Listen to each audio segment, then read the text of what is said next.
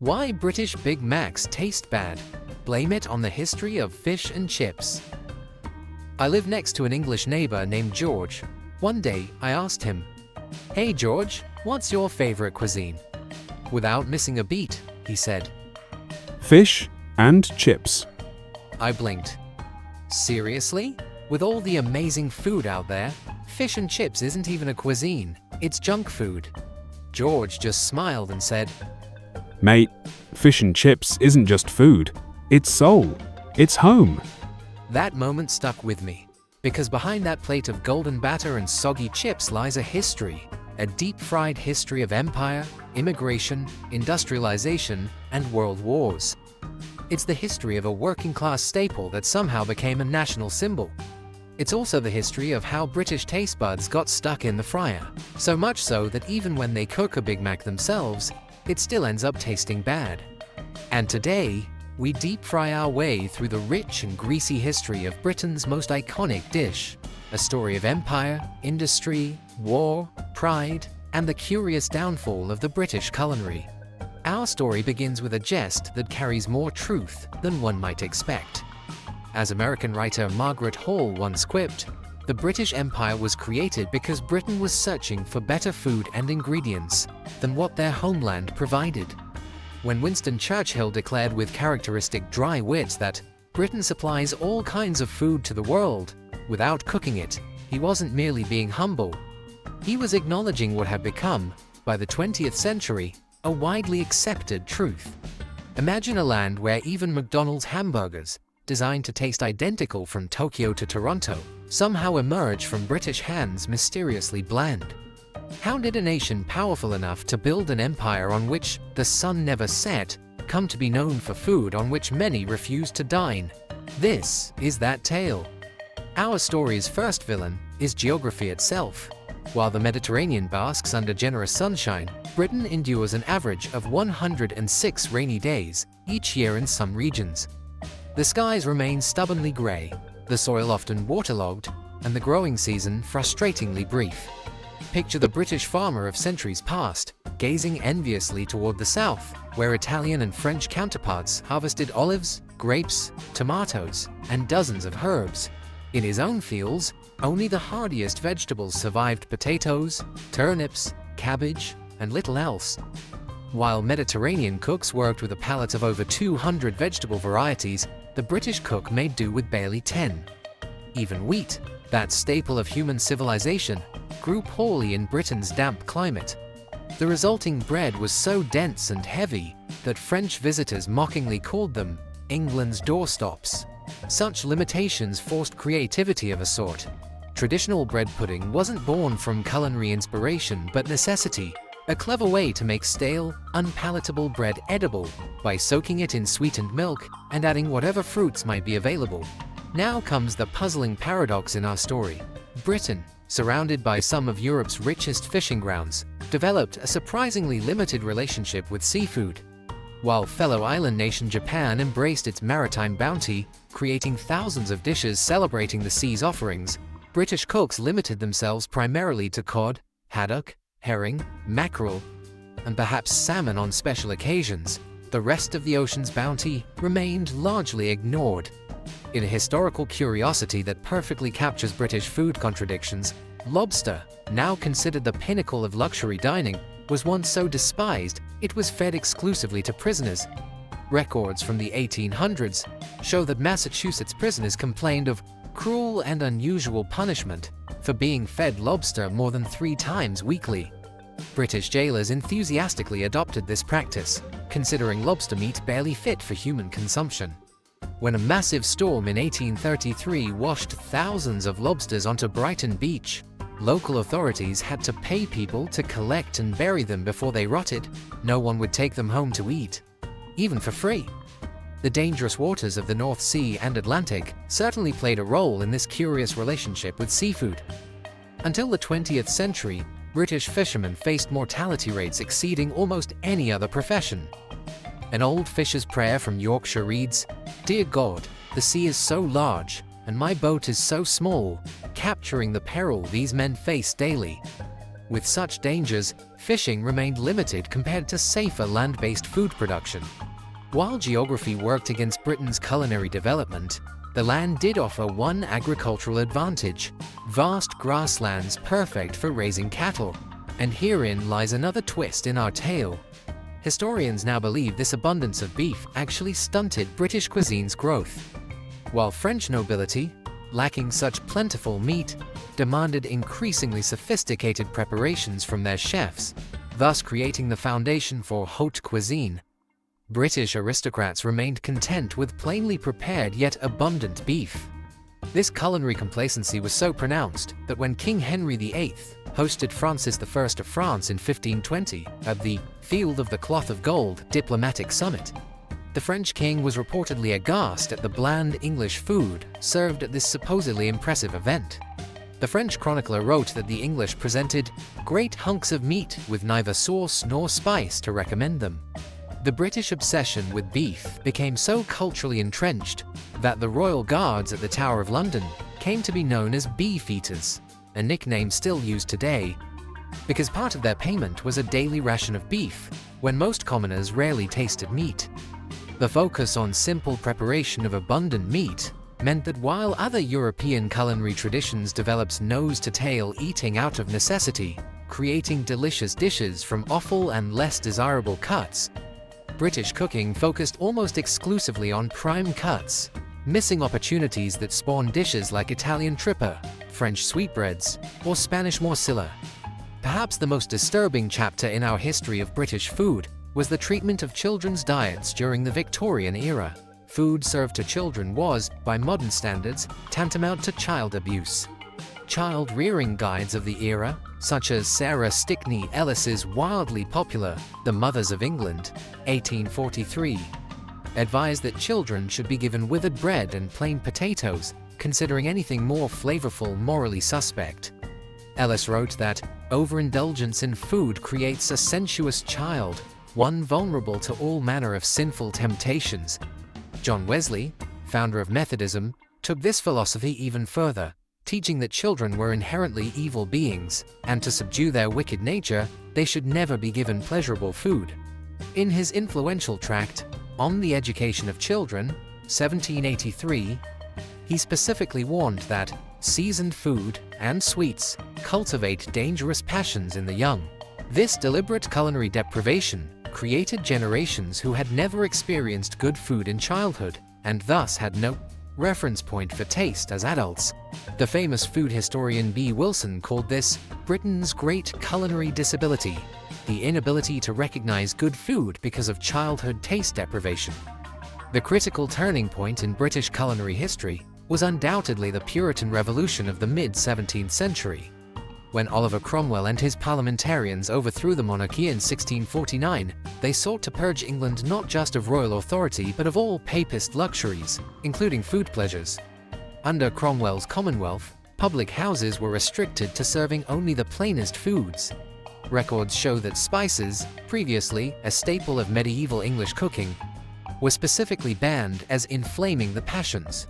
Cromwell's Puritan government closed nearly 400 sweet shops in London alone, declaring sugar a gateway to immorality. Chefs who had previously served in noble households found themselves unemployed or even prosecuted for promoting gluttony. The famous Tudor cookbooks like The Good Huswife's Jewel by Thomas Dawson, which featured complex spiced dishes, were condemned as promoting sin. This religious fundamentalism, remarkably similar to modern religious extremism in its food restrictions, plunged British food culture into a dark age, from which some historians argue it never fully recovered. The famed food writer Elizabeth David later wrote that England's great culinary catastrophe was not the rationing of World War II, but the Puritan assault on flavor. This pattern of religious influence on food wasn't unique to Britain. Other countries known for historically bland cuisine, Germany, the Netherlands, Sweden, and Finland, all embraced Protestantism after the Reformation, with similar puritanical attitudes toward food pleasure. Meanwhile, Catholic countries like Italy, France, and Spain maintained their rich culinary traditions centered on celebration and enjoyment. The Industrial Revolution delivered the final devastating blow to any hopes of British culinary revival. the Great London Plague of 1695 to 1666, followed by the Great Fire of London, and had already decimated the population. With a severe shortage of agricultural labor, many landowners abandoned farming for the more profitable practice of raising sheep to supply the booming wool industry. The enclosure movement saw common lands, previously used by peasants for small-scale food production, fenced off for sheep grazing. Parliament passed over 5,000 enclosure acts between 1760 and 1870, forcing a mass migration to cities where people became factory workers. In the words of an anonymous poem of the time, the law locks up the man or woman who steals the goose from off the common, but leaves the greater villain loose, who steals the common from the goose. The working conditions in industrial Britain were nothing short of horrific.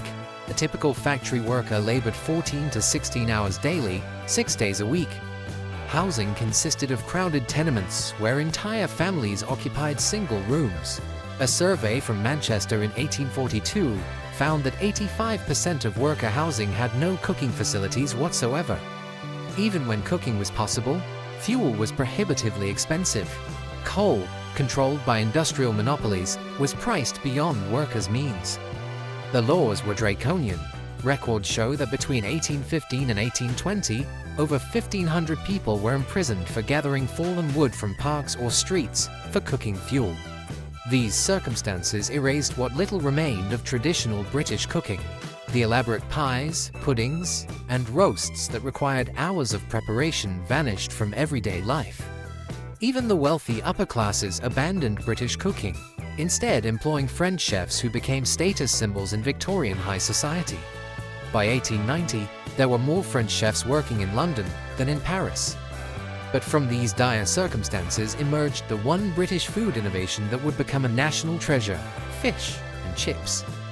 According to the Food Lover's Etymology Dictionary by Albert Jack, the components came from different immigrant communities. Fried fish was introduced to London's East End by Jewish refugees from Portugal and Spain in the 1830s, fleeing religious persecution. Joseph Malin is credited with opening the first fish and chip shop in London around 1860, combining his family's fried fish with potato chips. Meanwhile, fried potatoes gained popularity in Lancashire, where the textile industry employed thousands. The origin of chips, thick-cut fried potatoes, rather than French fries, is credited to housewives in industrial northern towns who sliced potatoes thicker so they would remain warm longer for workers returning home. These two working-class foods merged in the 1860s, creating the iconic combination. The Industrial Revolution that had destroyed traditional cooking, ironically, provided the technology to make fish and chips possible. Steam trawlers increased fish catches dramatically, while railways transported fresh fish inland for the first time. Fish and chips were revolutionary for being both affordable and portable. Famously wrapped in newspaper until the 1980s, when health regulations prohibited the practice, they could be eaten without utensils while walking, perfect for workers with minimal breaks. At its peak in the 1930s, there were over 35,000 fish and chip shops across Britain, more than the total number of all other food establishments combined. The cultural impact of fish and chips cannot be overstated. During World War II, fish and chips were one of the few foods never rationed, with Winston Churchill calling them the good companions that kept British morale high. When the Allied forces planned the day landings, they had soldiers practice eating fish and chips to appear more convincingly British if questioned by enemy spies. A captured German document from 1943 instructed spies to avoid ordering fish and chips with vinegar on Friday evenings, as the crowds at chip shops would make them conspicuous. George Orwell, in his 1937 book, The Road to Wigan Pier, famously claimed that fish and chips, that inimitably British creation, probably prevented revolution during the darkest days of the Depression. He argued that the affordable, filling meal gave workers just enough comfort to prevent mass uprisings despite terrible conditions. Religion played a surprising role in cementing fish and chips in British culture. Until the Reformation, Catholic doctrine prohibited meat consumption on Fridays, the day of Christ's crucifixion. This practice was so entrenched that even after Henry VIII's break with Rome, eating meat on Fridays remained a capital offense in England until 1549.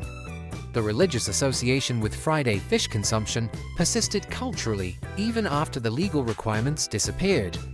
Records from the 1920s show that approximately 65% of all fish and chips were sold on Fridays. Modern surveys indicate that even today, about 20% of all takeaway food sold on Fridays in Britain is fish and chips, a remarkable cultural persistence over centuries. By the mid-20th century, authentic British cuisine had nearly vanished. The post-World War II era saw a flood of international restaurants opening across Britain as immigration increased from former colonies. Indian, Chinese, and later Thai and Vietnamese establishments flourished, offering flavors far more exciting than traditional British fare. The classic joke emerged: in heaven, the police are British, the lovers Italian, the mechanics German, the chefs French, and it's all organized by the Swiss.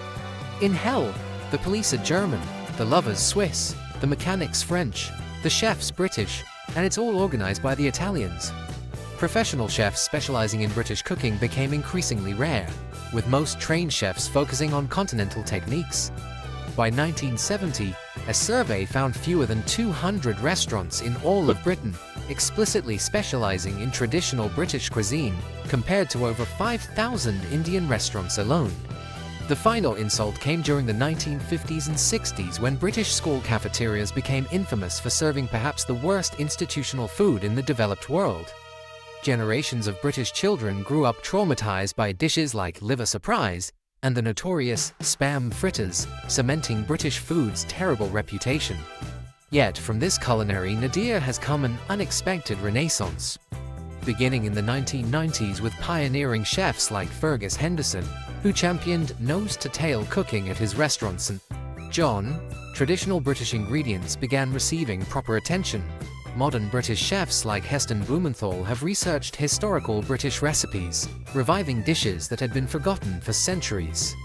His recreation of medieval meat fruit, chicken liver parfait disguised as a mandarin orange, at his restaurant dinner became world famous, showing that British culinary history contained hidden treasures.